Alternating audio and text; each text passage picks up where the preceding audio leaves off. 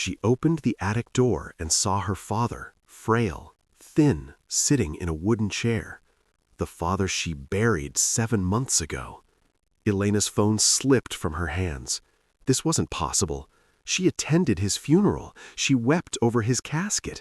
She spent more than half a year drowning in grief and guilt, believing he died alone in a car accident on a rainy highway. But he was here, alive, in her attic. His hollow eyes met hers. Tears streamed down his sunken cheeks. "Elena," his voice cracked. "My daughter." She couldn't breathe, couldn't think. The smell, the cot, the water bottle on the floor. Someone kept him here. Someone fed him just enough to survive. Someone let her believe he was dead. Her father reached out with trembling hands. "He told me," he whispered. "He said you didn't need me anymore." Footsteps downstairs, the front door opening, her husband's voice calling out, "Elena, are you home? Your car's out front."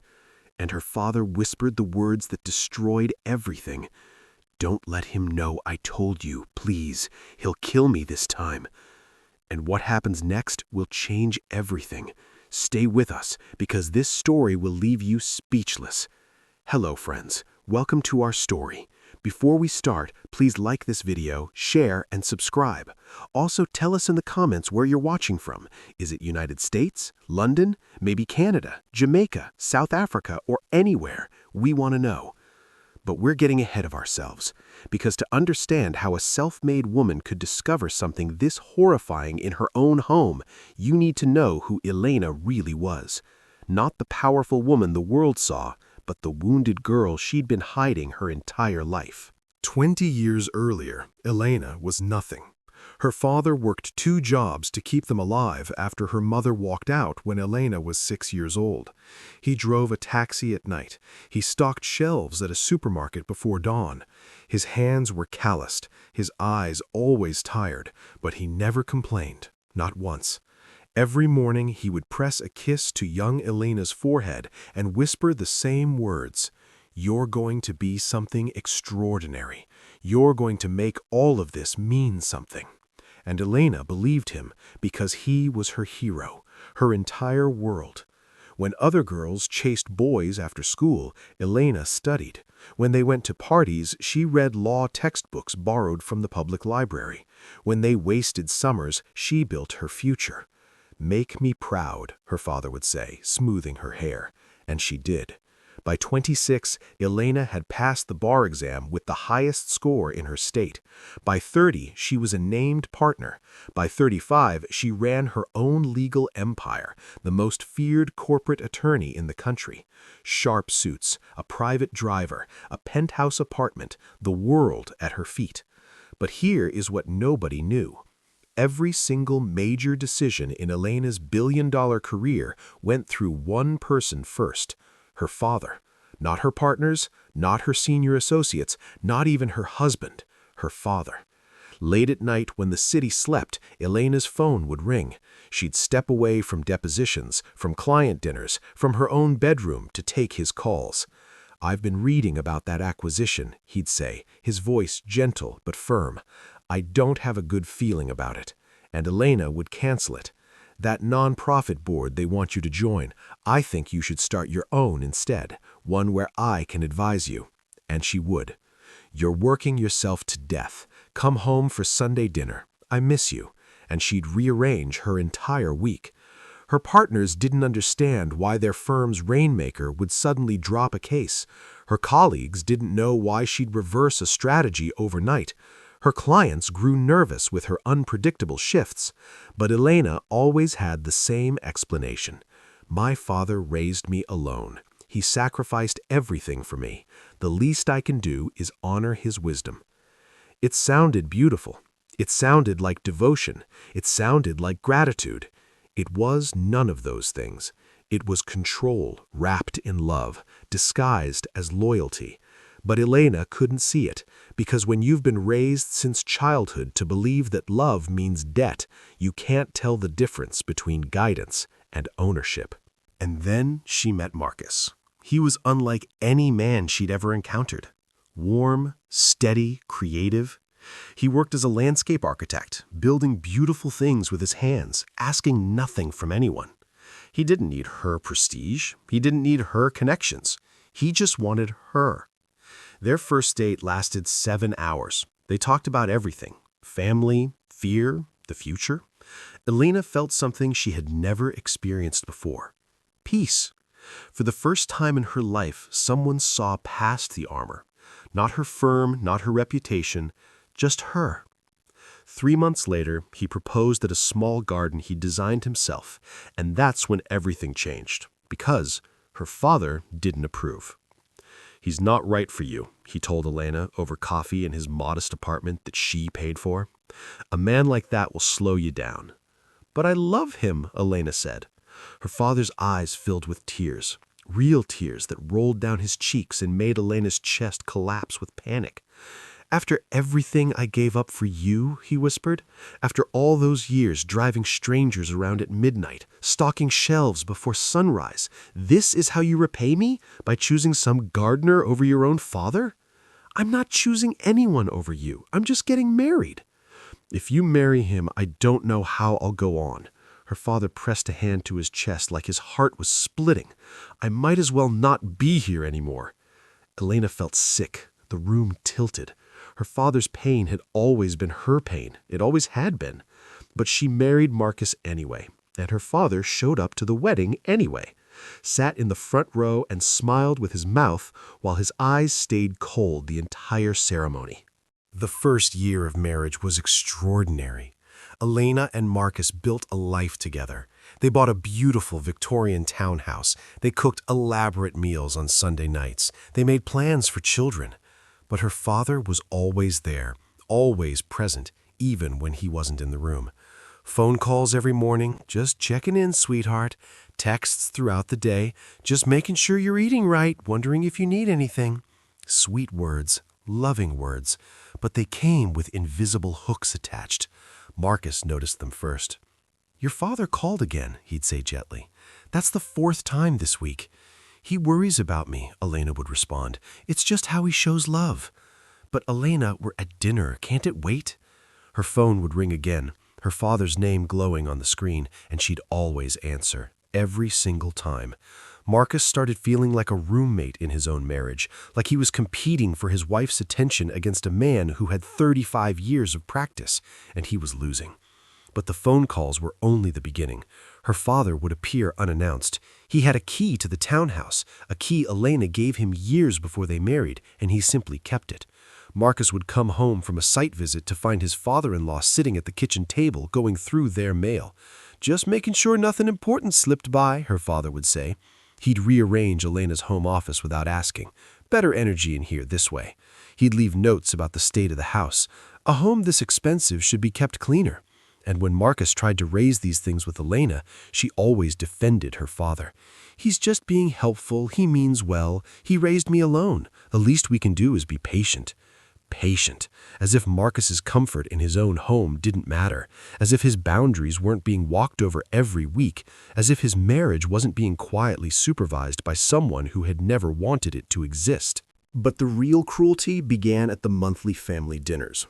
Once a month, Elena's father hosted dinner at his apartment, which Elena had furnished and stocked entirely. Attendance was expected. Elena never questioned it. Marcus dreaded these dinners more than anything in the world. Because her father didn't insult him directly, that would have been too obvious, too easy for Elena to see. Instead, he did something far worse. He smiled while he dismantled him. "Marcus," her father would say in front of 12 relatives, his voice full of false warmth, "tell everyone about your projects, the garden work." Marcus would share his latest commission, a restored estate garden, a city park redesign, and her father would interrupt with a chuckle. "Gardens, imagine. My daughter argues for federal judges, and she married someone who plants flowers." The table would go quiet. Her father would smile at Marcus. "Lucky man, though. Lucky, lucky man." Marcus's jaw would tighten. But when he looked at Elena, she would be laughing at something her uncle said, completely unaware of what just happened. Another time, her father brought up money. "We've really taken care of Marcus," he announced to the dinner table like sharing wonderful news. "He had a little freelance operation before Elena, barely enough, but now look at him, living in that beautiful home, driving that car. She changed his life." He beamed at Marcus. "We saved you, didn't we, son?" Marcus wanted to leave. Instead, he smiled, very grateful, because fighting back only made it worse. Once, Marcus tried to defend himself. Her father had made a cutting remark about Marcus's career in front of everyone, and Marcus finally spoke. "That's not entirely fair," he said quietly. Her father's eyes went wide. His hand flew to his chest. He gasped as if he'd been struck. "Elena," he called out, "did you hear how your husband just spoke to me after everything I've done for this family?"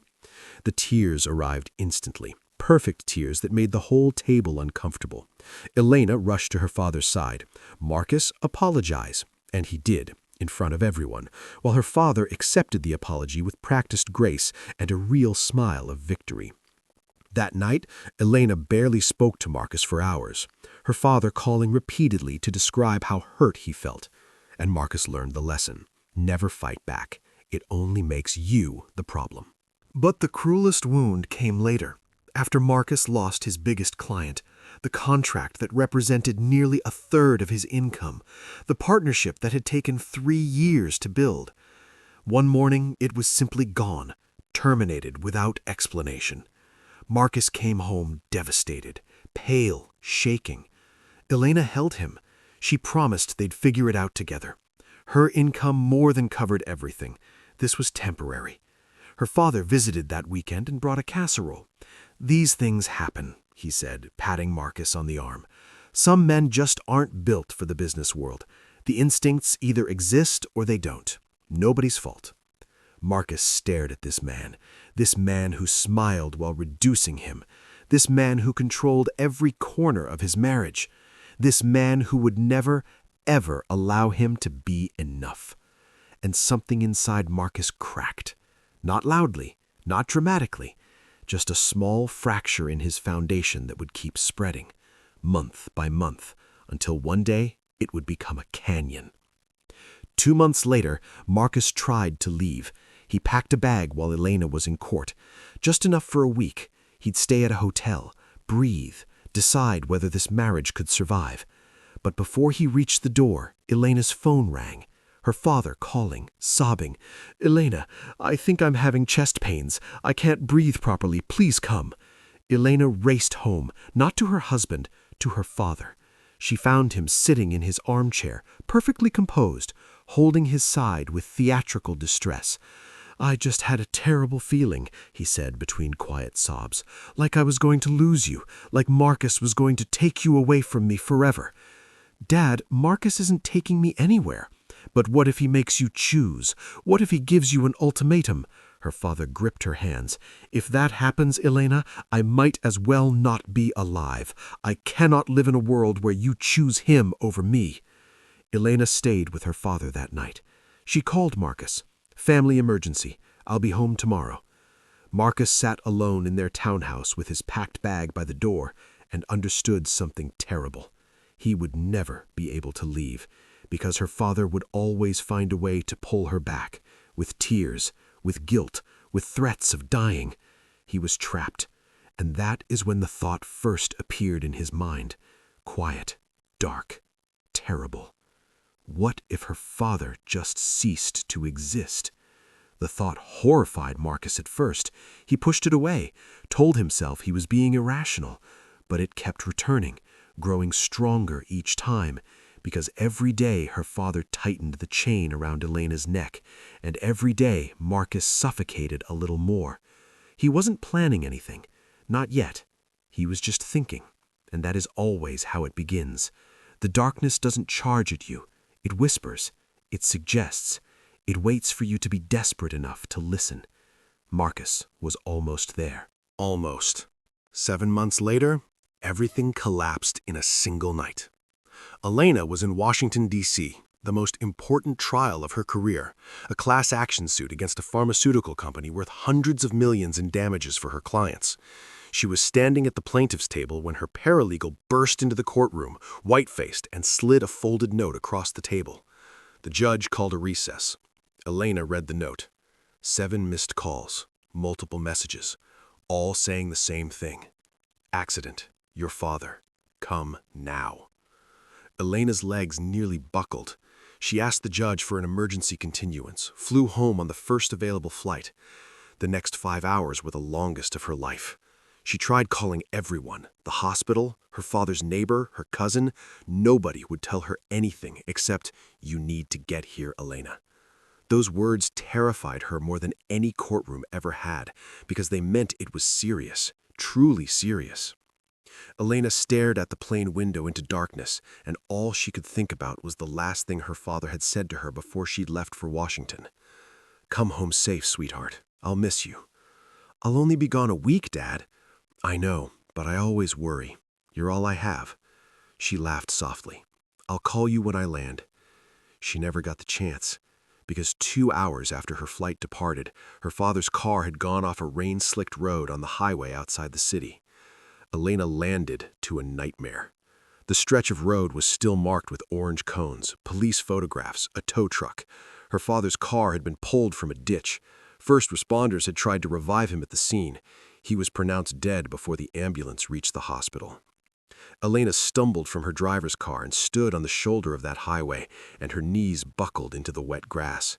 She couldn't hear anything except a high-pitched ringing, couldn't see anything except the crushed metal and the cones and the rain still falling. He was alone, she kept thinking. He was alone and afraid and calling for help, and I was on a plane.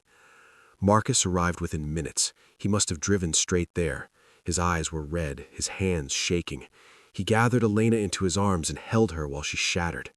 "I wasn't here," Elena choked. "I was across the country in a courtroom while my father died alone." "You didn't know," Marcus whispered, stroking her hair. "You couldn't have known." "I should have been here. I should have protected him." Marcus held her tighter. "I'm here now.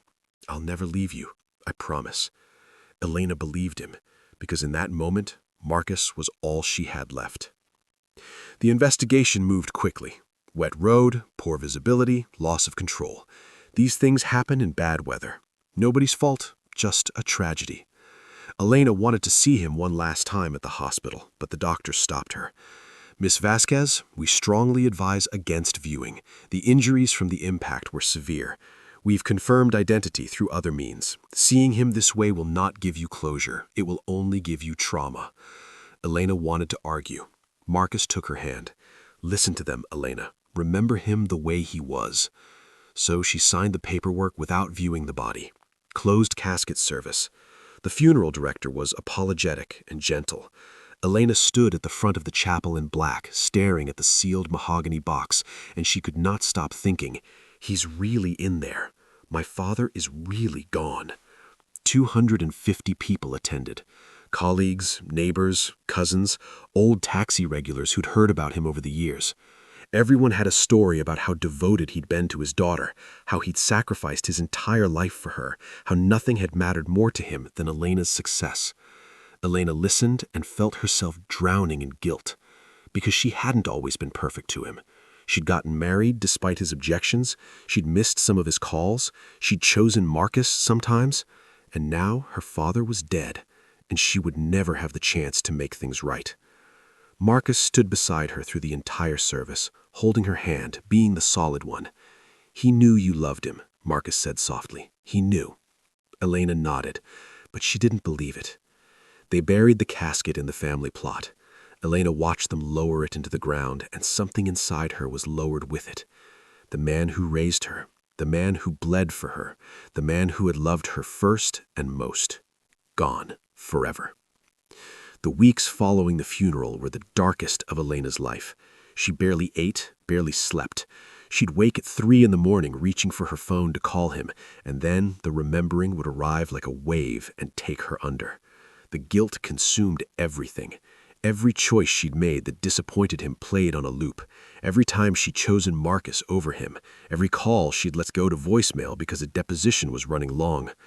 "I was a terrible daughter. she told Marcus one night, tears running silently down her face. "No," Marcus said firmly, gathering her close. "You were extraordinary. You gave him everything, a beautiful apartment, financial security, your time, your attention, your whole life really. But I wasn't there when it mattered most. You were building the future he always wanted you to. That's exactly what he would have wanted." Elena wanted to believe him, needed to believe him, because the alternative, that she had failed her father in his final moments, was something she couldn't survive. But something strange started happening in the months that followed. Elena began to change. First, it was small things. She made a strategic decision on a major case without consulting anyone, just trusted her own instincts. She won. She accepted a speaking engagement at a legal conference without checking whether it conflicted with any family obligation. She went, and it was wonderful. She had dinner with Marcus one evening with no phone buzzing on the table every 20 minutes, and the silence felt like a gift.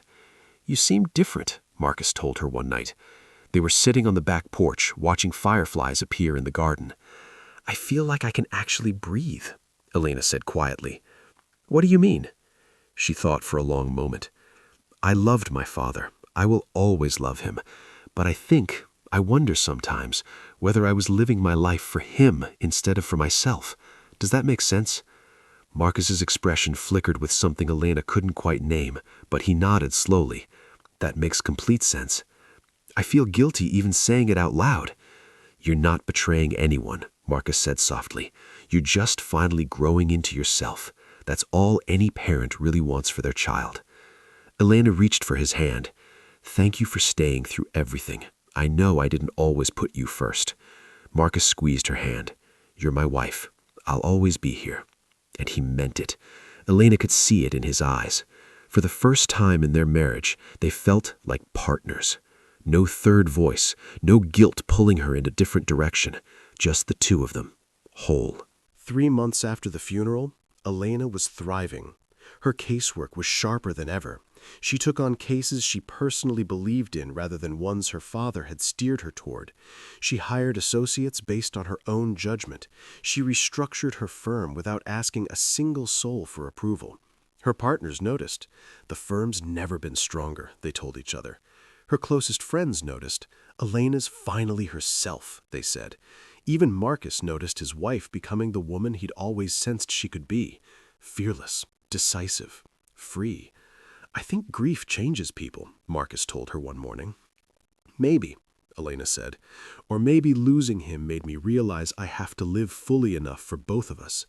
Marcus smiled, but something in his eyes looked like sadness. "He'd be so proud of you," he said. Elena nodded. "I hope so." What she did not know, could not know, was that the thing she had lost hadn't been her father. It had been her cage. Not his love, not his sacrifice, but his control, his guilt, his constant presence inside every thought and choice and moment of her life. The emotional leash that had kept her a child even as she became one of the most powerful attorneys in the country.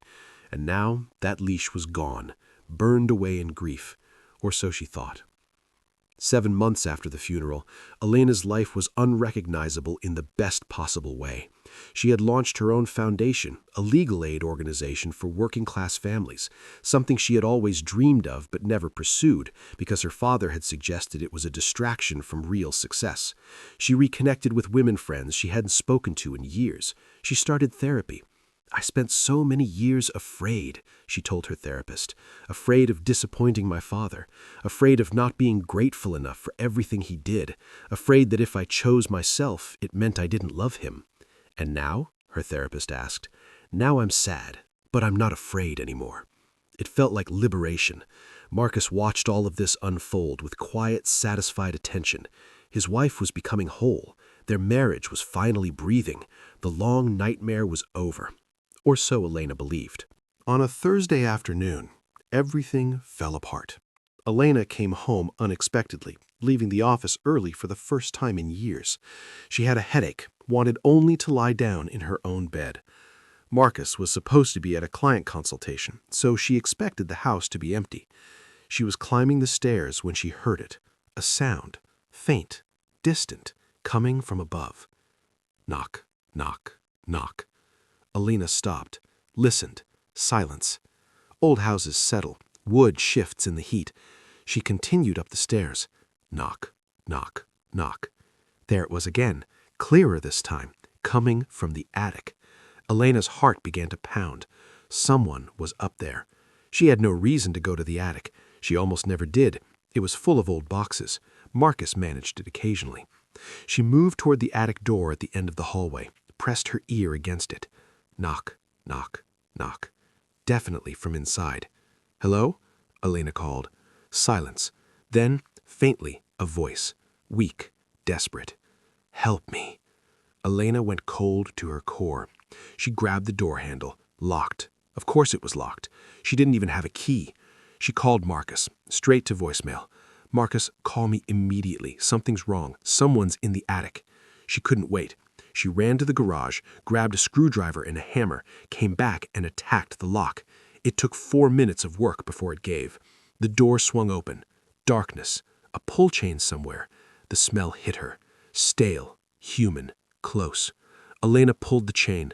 A single bulb swung to life. She climbed the attic stairs on trembling legs. The light revealed a cot, a thin blanket, a plastic cup of water, a bucket in the far corner, and in a wooden chair beside the small window, a man.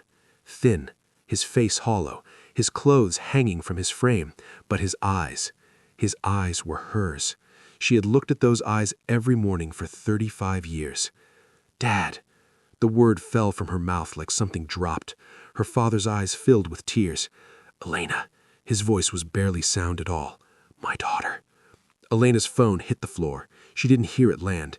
She crossed the attic in 3 steps and dropped to her knees in front of his chair and touched his face with both hands.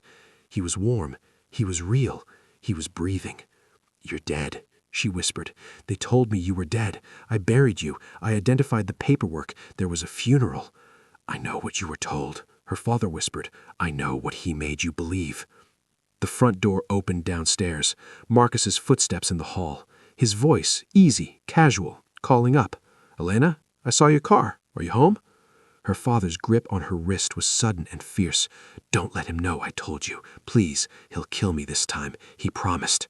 And Elena rose from her knees in that attic and turned toward the stairs and heard her husband's footsteps climbing toward her and understood with absolute cold clarity that the man she had trusted, the man she had mourned beside, the man who had held her while she shattered, had been the architect of all of it. Everything she knew was a lie. Everything. Marcus reached the top of the stairs. He saw the broken lock. He saw the open attic door. He saw Elena's face. His own face drained of its color. Elena, his voice dropped. What are you doing up here? Come up here. Her voice was barely above a whisper. Elena, I can explain. Come up here. The words were not a request. Marcus exhaled through his nose. He climbed the attic stairs one at a time, slowly like a man walking to something unavoidable. When he reached the top and saw her father in the chair, he stopped moving entirely. The 3 of them occupied that space, a painting of horror. Elena looked between her husband and her father. 2 people she had loved completely. 2 people who had shaped the entire architecture of her life, and she did not know which one to believe. Explain, Elena said, right now. Explain what my dead father is doing alive in our attic. Marcus's jaw worked. Nothing came. Her father spoke instead, his voice thin but urgent. He did this, Elena, 7 months ago. He told me I was poison in your life. He locked me up here. He barely fed me. I've screamed until I had no voice left. Nobody heard. Elena turned to Marcus. Tell me this isn't real. Marcus's eyes filled with tears, but he did not deny it. Tell me, Elena said. Her voice had become something she had never heard from herself before, something quiet and absolute. You weren't supposed to find out this way, Marcus said. The words destroyed something in the room's foundation. Find out this way, Elena repeated slowly. You're telling me there was a right way for me to discover you locked my father in our attic? Elena, please listen to me. The accident, Elena said. Her mind was connecting things, pulling threads. The accident that killed him, that was staged. Someone else was in that car. Marcus looked at the floor. Answer me. The road was empty, Marcus said. I drove the car myself. I walked away. Nobody was inside. Elena took a single step backward, as if the physical distance might help her absorb what she was hearing. You staged his death, bribed the investigators, filed a false death certificate, gave him a fake funeral while I stood there crying. I had to make you believe it, Marcus said, his voice cracked. It was the only way to free you. Free me? Elena said. The word collapsed into something hollow. You let me grieve for 7 months. I blamed myself. I thought I had failed him. I thought he died knowing I wasn't there. But you were finally free, Marcus said, and something in his voice broke open. Elena, listen to me. For the first time in your entire life, you were making your own choices. You were building your own future. You were happy. You were you. Because I thought he was dead. The attic went silent except for Elena's uneven breathing. Her father reached toward her from his chair. She understands. Please, Elena, get me out of here. Call the police. She'll do something worse. She's already threatened me. He, Elena corrected softly, still staring at Marcus. Her father blinked. He, not she, Marcus. Her father's face shifted. Confusion, then something more complicated. Call them, her father said. Please. Elena looked at Marcus for a long time. Then she pulled out her phone. Wait, Marcus said. Please, just let me explain everything before you call. Did you hurt him? I gave him food, water, light, a blanket. I'm not a monster. You kept him prisoner in our home for 7 months. To save you, Marcus said, his voice rose, to save our marriage, to save you from a man who has been controlling you since you were 6 years old. Elena, listen to yourself. You said it yourself. You were living your life for him. You couldn't breathe. Every decision went through him first. Every career move, every case you took. He sabotaged our marriage from the day we met. That doesn't give you the right. Someone had to make a choice, Marcus said, because you never would have. The truth of it landed somewhere painful and accurate. You could have talked to me, Elena said. I tried, Marcus's voice cracked. I tried 100 times. Every time I raised it, you defended him. Every boundary I tried to set, you told me he meant well. I was disappearing, Elena, in my own marriage, in my own home. I was becoming invisible. Elena's hand holding the phone began to shake. So you made him disappear instead. Yes. Marcus didn't look away. And you were happy. Tell me I'm wrong. Tell me these last 7 months weren't the best of your life. Tell me you weren't freer and stronger and more yourself than you'd ever been. Elena could not say it, because he was right, and that was the most terrible part of all. The police arrived 11 minutes later, red and blue light filling the Victorian townhouse's windows. Paramedics took her father down from the attic on a stretcher.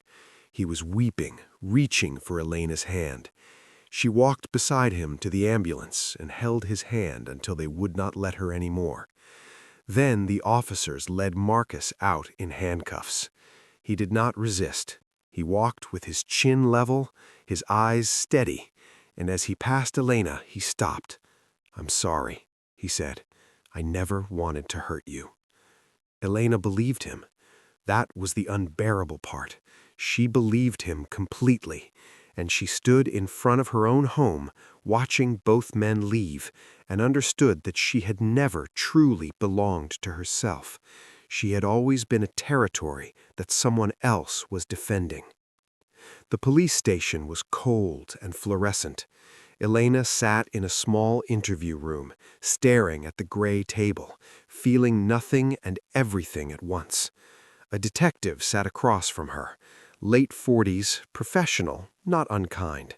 He had been asking questions for the better part of 2 hours. Ms. Vasquez, I need you to walk me through the timeline once more. Elena's voice was flat, empty. 7 months ago, my father was supposedly killed in a single-car accident on Highway 9. I was told the identification was confirmed, the death certificate issued. I attended a funeral, a closed-casket funeral. And your husband Marcus arranged all of this? Yes, I believe so. Did you have any knowledge of this plan at the time? I thought my father was dead. I mourned him for 7 months. The detective's pen moved across his notepad. And today you discovered your father alive in your home's attic. Yes. How did you feel in that moment? Elena almost smiled. It was the wrong kind of almost. I don't have language for it yet. Relief, terror, fury, all of them, none of them. Ms. Vasquez, I need to ask you something. Over the past 7 months, did you notice anything in your husband's behavior that seemed unusual? Anything that, looking back, might have suggested he was concealing something? Elena thought about it carefully. Marcus had been attentive, gentle, present through her grief in a way that had seemed like grace. But there were moments, times when he'd insisted on handling things for the house alone. Don't worry about it, you need to rest. Times when he was fiercely protective of the attic. I'll go through those boxes eventually, no rush. Times when he disappeared for an hour most mornings without clear explanation, just errands. She had trusted him. She had loved him. She had thanked God for him while her father was dying in a chair 30 feet above her head. The attic was always locked, Elena said quietly. He kept the key on a ring he carried everywhere. I thought it was for a storage unit. The detective noted it. Ms. Vasquez, in your opinion, was your husband mentally stable? I think he was desperate. She paused. I think those two things can coexist. Did he have an end plan, do you think, for your father? Elena stared at the wall. I don't know. That's what I can't stop thinking about. We'll determine that in the investigation. The detective stood. Ms. Vasquez, I want to ask you something, and I want you to think about it. When I asked how you felt discovering your father alive, you said you felt fury. You didn't say relieved. Elena met the detective's eyes. Are you suggesting something? I'm observing that the family dynamic here appears to be complex. Elena laughed. One short, exhausted sound. That's a diplomatic word for it. 4 hours later, Elena sat in her father's hospital room. He had been cleaned, hydrated, given fluids through an IV. The nurses said he was malnourished but stable. He would recover. He looked small in the hospital bed, old in a way she hadn't noticed before. His eyes, when they found hers, were haunted. "Hi, Dad." "Elena." He reached for her hand and grabbed it with startling force. "I thought I would die up there. I thought he'd let me die. You're safe. The doctors say you'll recover completely." Recover. His voice was bitter. How does a person recover from being imprisoned by their own child's husband? He left me alone up there for hours, sometimes a whole day. Brought me water once a day like I was a dog. Elena's throat tightened. "I'm so sorry. I didn't know. I would never have." "I know, sweetheart, I know." His grip on her hand loosened slightly. Then she looked at him, really looked at him. He was thin, so very thin. Bruises along his forearms, his skin the color of old paper. 7 months in that attic, while she lived below, clueless, weeping for him, convinced she had lost him. "Did he ever threaten you directly?" Elena asked. "Every time he brought food. He'd sit and watch me eat and say that as long as I was alive up there, you would never know what real freedom felt like, that I was a millstone, that I had stolen your entire life." Elena closed her eyes for a moment, opened them.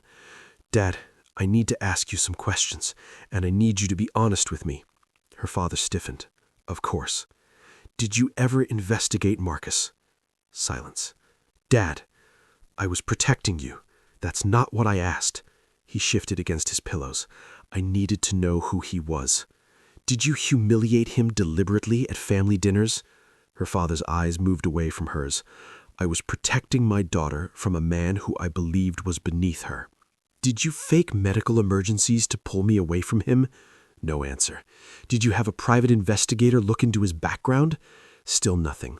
"Did you tell his client to pull the contract? Was that you? Did you sabotage his biggest account on purpose?" Her father's silence was the most complete answer she had ever received from him. Elena released his hand. "Dad, he was wrong for you. You sabotaged his career. I was making sure you had options. You made his life impossible," Elena said. "You made him feel worthless, in our home, in front of our family, month after month. I was protecting what we built." The words stabbed her. "What we built." Elena repeated. "Dad, I built it. I built all of it. You sacrificed for me when I was young, and I am grateful. I will always be grateful. But you collected on that sacrifice every day of my adult life. Every decision, every relationship, every choice I made had to go through you first." Her father's eyes filled with tears. "You're all I had," he said. "After your mother left, you were all I had." "I know," Elena said quietly, "and that was too much weight for a child to carry, too much weight for an adult to carry. I became your whole world, Dad, and you became my whole world, and neither of us let the other breathe." Her father stared at him. Something in his expression was shifting. "So you're defending him, after what he did to me?" "I'm telling the truth," Elena said. "What Marcus did was criminal, unforgivable. He will go to prison for it. But you made him desperate. You have to understand that. I didn't put him in your attic. No, but you gave him no other exit." The hospital room was very quiet. Elena stood. "I'm going to make sure you have everything you need here. I'm going to pay for your recovery and your apartment. I'm going to make sure you're safe." And then Elena looked at this man who had made her and shaped her and imprisoned her in a love she had mistaken for air. "And then I'm going to need some space. From you, from all of this, to figure out who I am when nobody is deciding that for me." She walked out of the hospital room. Her father called her name behind her. She kept walking. 2 days later, Elena sat across from Marcus in the county jail visiting room. He was wearing a gray jumpsuit, unshaven, his hair unkempt. He looked diminished. He looked like someone who had made an enormous choice and was now living inside its consequences. He looked up when she walked in, and something in his eyes changed. Not relief exactly, recognition. She sat. They were quiet for a long time. Finally, Marcus said, "I wasn't sure you'd come. I almost didn't." "Why did you?" "Because I need to understand," Elena said. "I need you to explain to me how the man I loved was capable of this." Marcus laced his hands together on the table. "I didn't plan it the way it sounds. It started as a fantasy, just thinking, what would life be like without him in it? When did the thinking become planning?" "The night he destroyed my contract." Elena went still. "What?" "He made a phone call. I can prove it now that the investigation has started. He called my client and told them I had a conflict of interest. He fabricated something. The contract fell apart 2 days later, and I was never told the real reason." Elena stared at him. "I suspected. I couldn't prove it. But Elena, that was 3 years of work. 3 years of building that relationship, and he dissolved it with one phone call because he could, because you had given him access to every corner of our life." Marcus's voice was steady, not angry, just exhausted. "And you decided to imprison him?" "I decided to remove the thing that was removing me. Don't talk about my father like he's a thing. He talked about me like I was a nuisance for 4 years. They sat in the silence of that. "I know what I did," Marcus said. "I know it was wrong. I know it was criminal. I know there is no version of this where I am the good person." He looked at her. "But Elena, you have to ask yourself something. Do you remember who you were 7 months ago?" She didn't answer. "Do you remember driving past a restaurant you wanted to try because your father had said the neighborhood was wrong? Do you remember missing my firm's anniversary dinner because he called, saying he wasn't feeling well and it turned out to be nothing? Do you remember asking his permission before accepting the keynote at the national conference?"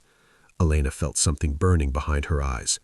"You would have let him do that forever," Marcus said quietly, "because you could not imagine loving him and also setting limits on him, because every time you tried, he found a way to make you feel like an ungrateful daughter, and I couldn't reach you. 7 months ago, Elena, 7 months. Look at what you built. Look at who you became. Tell me it was wrong." "It was wrong," Elena said. Her voice broke. "You don't get to make those decisions for another person, even with love, even with the best intentions. You took away my choice. You took away my ability to find my own way out. You never would have found it. Maybe not, but it was mine to find, or mine to stay trapped in. You don't get to decide that for me, just like he didn't get to decide everything for me. Do you understand that? You both thought you knew what was right for me. You both acted without asking me. You are not as different from him as you believe." Marcus absorbed this. His jaw tightened. Then, slowly, he nodded. "I became what I was fighting. Yes. I didn't see it until right now, hearing you say it." "Does it matter?" Elena asked. "You're still sitting here in handcuffs." "No," Marcus said. "It doesn't change anything. I know that." His eyes were wet. "Is there anything you want me to do for you while you're here?" Marcus thought about it for a long moment. "Tell the true story," he said finally. "When people ask what happened, don't let me be a monster in a fairy tale. Don't let your father be a saint. Just tell the truth, that you were loved by two men who didn't know how to love you without owning you." Elena stood. She did not trust herself to say anything more. She walked away and did not look back, and the truth of what he said moved through her like weather. 3 weeks later, the story reached the media. Woman's husband fakes her father's death, hides him in attic for 7 months. The headlines were everywhere. Morning news, social media, podcasts, opinion columns, everyone had a verdict. Some called Marcus a psychopath, a calculating abuser, a manipulator hiding behind love. Others said her father had driven a good man past the edge, that the psychological abuse documented in the investigation explained, if not excused, everything. The internet divided along predictable lines. Team father, he's a victim, Marcus is dangerous. Team Marcus, her father was emotionally abusive, Marcus was pushed too far. Think pieces about control and codependency, and the impossible position of marrying into an enmeshed family. Nobody asked Elena what she thought, because the truth was too tangled for a headline. The truth was that two men had loved her, and both of them had decided, on her behalf, that their love was more important than her freedom. 6 months after the discovery, Elena stood in front of the attic door. She had sealed it with new locks after the investigation concluded, and she had moved everything out, every box, every remnant. Professionals had cleaned it, painted it, but she knew what had happened in there, and the knowing had seeped into the walls. She touched the door. She was listing the house. A young couple was buying it, their first home, full of ordinary plans. They didn't know its history. Maybe that was fine. Maybe some histories needed new people to walk over them until they became something else. She was moving to a smaller place, closer to the water, a place she had chosen herself, without consulting anyone. Marcus's trial had concluded the previous month. His lawyer had presented evidence of her father's behavior, the sabotaged contract, the surveillance Elena had not known about, the psychological pressure documented in text messages and phone records going back 4 years. The prosecution had argued that none of this justified what Marcus had done. The judge had agreed. 20 years, with possibility of parole after 12. Marcus had stood when the verdict was read. He had looked at Elena across the courtroom, and his expression had not been self-pity. It had been, she thought, acceptance. He had known this would come. He had chosen it anyway. Her father had recovered physically, gained weight, returned to his apartment, which she still paid for. She had visited him twice since the hospital. The visits were careful, formal, nothing like the years before. He had not changed completely. Perhaps he could not change completely. In their last visit, he had said, "I don't understand what I did that was so wrong. I loved you more than my own life." And Elena had said, "I know. That was exactly the problem." He had not spoken for a long time after that. She took it as the beginning of something, perhaps understanding, perhaps just silence. Either way, it was honest. Elena attended a support group for people with family members in prison. She sat in the circle on her first night and said, "My husband is in prison for kidnapping my father. My father is the reason my husband felt he had to, and I spent 35 years as the battleground for both of their ideas of who I should be." The room was quiet for a moment. Then a man across the circle said, "Does it get easier, holding two things that seem to cancel each other out?" "I'm told it does," Elena said. "I'll let you know." She received a letter from prison 6 weeks after the trial. Marcus's handwriting, familiar and angular. Elena, I'm not writing to ask for anything. I don't expect a reply. My therapist here says that honesty, the kind without an audience, is the only way through what I did. So here is my honest account. I was wrong. Not wrong about your father being harmful, not wrong about what he cost us, but wrong in my response. I should have left you, should have handed you the evidence I had gathered and let you decide what to do with it. Instead, I decided. I decided because I was afraid that if I just left, you would stay with him forever, that he would win and I would become a footnote. So I removed him. And in doing so, I became exactly the thing I told myself I was protecting you from, a man who thought he knew better, who thought love gave him the right to choose for you. It doesn't. Nothing does. I hope you find someone who loves you the right way, without strategy, without fear, without ownership. You deserve that. You always did. Marcus. Elena read the letter twice. Then she put it away carefully, not to reread, but because discarding it felt like pretending a true thing hadn't been said. 8 months after the discovery, Elena did something she had never done. She took 3 weeks off. No cases, no calls, no obligations. She drove north along the coast without an itinerary, stopped when something interested her, kept moving when it didn't. She called her father once a week, as promised. Brief calls. Careful. She did not ask his opinion on anything. When he offered opinions anyway, she thanked him and changed the subject. He was learning, slowly. Some days less slowly than others. She thought about Marcus, about the garden he had designed in the backyard of their townhouse, which the young buyers had said they loved and would keep. Something about that felt right, that his good work had outlasted his worst choice.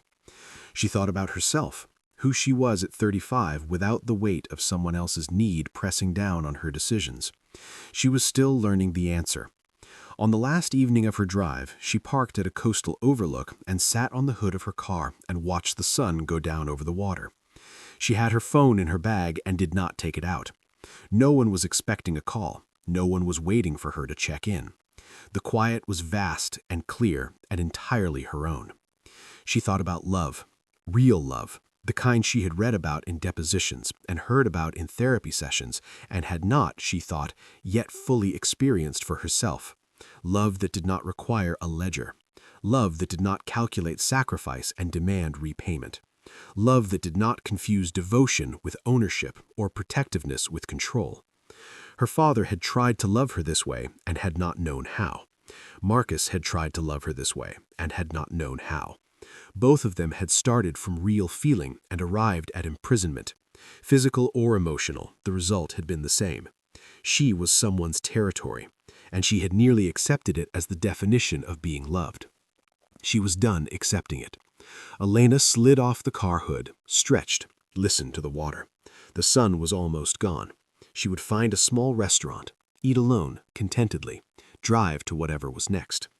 She thought about the foundation she was building, the legal aid organization, cases she had chosen for herself because she believed in them. She thought about the associate she had hired last week, a young woman with ferocious instincts and no connections. She thought about the morning she had walked past a cafe that smelled of coffee and cinnamon and had simply gone inside and sat for an hour reading because she wanted to. No one to account to, no one to answer. Just Elena, choosing what Elena wanted for no reason other than that she wanted it.